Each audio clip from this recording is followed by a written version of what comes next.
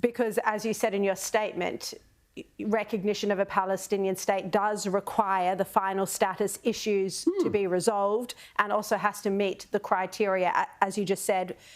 So do you think this is the move that these leaders of Australia, Canada, the UK and others are doing to try and recognise a Palestinian state prematurely?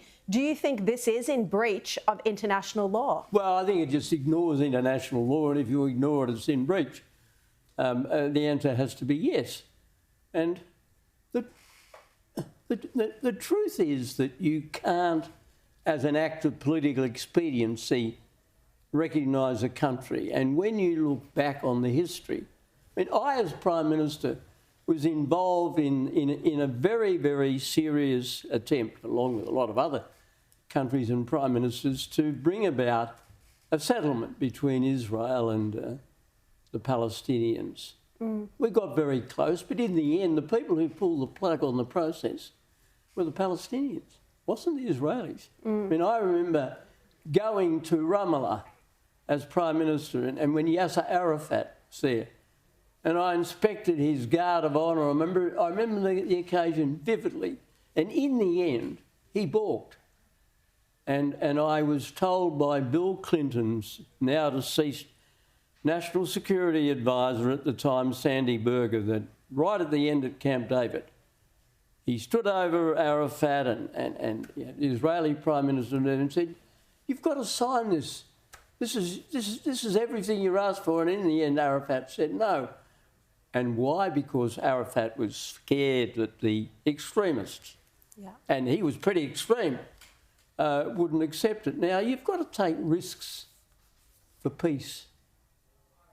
Otherwise you are condemned to the certain destruction of war. In the statement that you and Alexander Downer issued, you described this move as reckless and dangerous, this move by the Albanese government. Well, it's reckless because it gives the false hope that you can have a lasting settlement. You won't get a lasting settlement unless there is an accord between the contesting parties. And there's no way that the Israelis are going to agree to this. There's no way in the end that a ramshackle recognition arrangement is going to be respected by countries such as Egypt and Jordan and Saudi Arabia. A couple of times while we've been talking, you've used the word political expediency. And I presume by that you're referring to the Western Sydney voting base of ministers like Tony Burke, Jason Clare and others. We've also seen people marching with terrorist flags across the Harbour Bridge and just in the weekly pro-Palestinian marches. On reflection, do you think this is a failure of our immigration program, that not everyone now shares our Australian values? Well, that is in a sense a separate issue, but I do have views. I'm strongly in favour of immigration. I think immigration has done wonderful things for this country. It continues. But when somebody comes to Australia, they've got to embrace Australian values.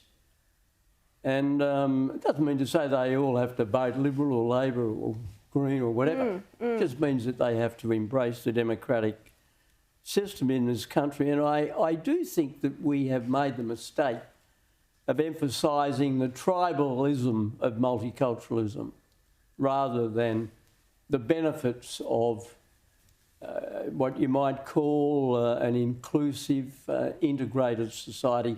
I never thought there was anything particularly wrong with using old terms like integration and assimilation. Assimilation, to my mind, doesn't mean you forget your roots. I don't think for a moment that a person who was born in Italy or India should lose sight of that fact. I mean, I've never met a multicultural man or woman. I've met plenty of bicultural. You know, I had a wonderful Chief of Staff, Arthur Sinodinos, who many know well and respect. He was a magnificent Chief of Staff. He was as Australian as a gum tree. He was born in Newcastle. But he had very deep roots with his Greek heritage. Now, that's terrific. But, I mean, that's true of so many